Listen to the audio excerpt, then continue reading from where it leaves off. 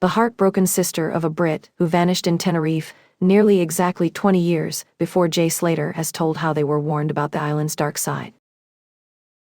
Kevin Ainley, then 24, disappeared without a trace on June 14, 2004, and his distraught family have never had any answers. Chillingly, Jay, 19, went missing almost exactly 2 decades later on June 17.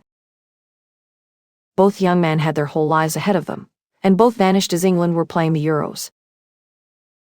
Jay went missing the morning after the Three Lions beat Serbia 1-0 in their road to the final, while Kevin vanished after England lost 2-1 to France. The two men were also from Lancashire, with Kevin being from Fleetwood, less than 40 miles from Jay's home of Oswald Twistle. The chilling echoes between both cases are hard to ignore, and The Sun previously revealed that Tenerife has been dubbed the worst place to go missing in Spain. Some 82 people remain listed as missing across the Canary Islands, according to search organization SOS Desaparecidos. And Kevin's family know the agony facing Jay's and the struggle for answers to ease their heartache. Speaking to The Sun as the search for the 19-year-old has now been going on for almost 4 weeks, Kevin's family also revealed of the popular holiday island's dark side. During the search, they were warned of corruption and crime, even being encouraged not to fly to join the hunt for Kevin as it was dangerous. Kevin's sister Gemma Brooke told The Sun, "It's very similar. The fact it's also Kevin's 20-year anniversary. The Euros are playing. It's heartbreaking to see. The island is a very dangerous place." Kevin, from Fleetwood, Lancashire, moved to the island in February 2004 to work in pubs and bars in Playa de las Americas. But 4 months later, his family got a call from a man in Tenerife saying he was worried something had happened to Kevin. Gemma said, "He told us Kevin had been missing for a week. This was the start of our nightmare. Mum went to the police station in Fleetwood to report him missing. We didn't know what to do. We expected he would just show up, I suppose. We never expected to be here 20 years on." Kevin was last seen walking in the direction of a bar called The Sportsman in an area of Playa de las Americas known as The Patch. He had gone for a lunch with a pal at around noon at a Chinese buffet restaurant called Merlin's. Apprentice bricklayer Jay was also last spotted walking on the island. He was trying to walk back to his hotel after going back to an Airbnb in Masca with 2 new friends after a night of partying in Playa de las Americas. Jay was reported missing by pal Lucy Law after he embarked on a treacherous 11-hour trek through rocky terrain.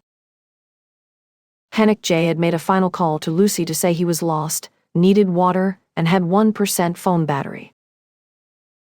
It sparked a mammoth search involving drones, sniffer dogs and helicopters that failed to find any trace of the teen. Jay's parents, Debbie Duncan and Warren Slater, were left blindsided when the search was halted after less than 2 weeks. Dad Warren, 58, blasted the search operation as he claimed everything stinks.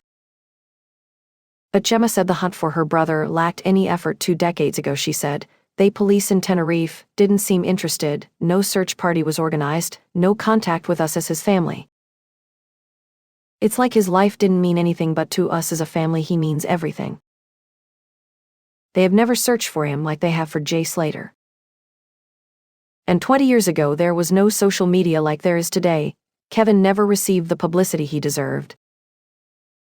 Jay's family have begged British police to get involved in the investigation into his disappearance.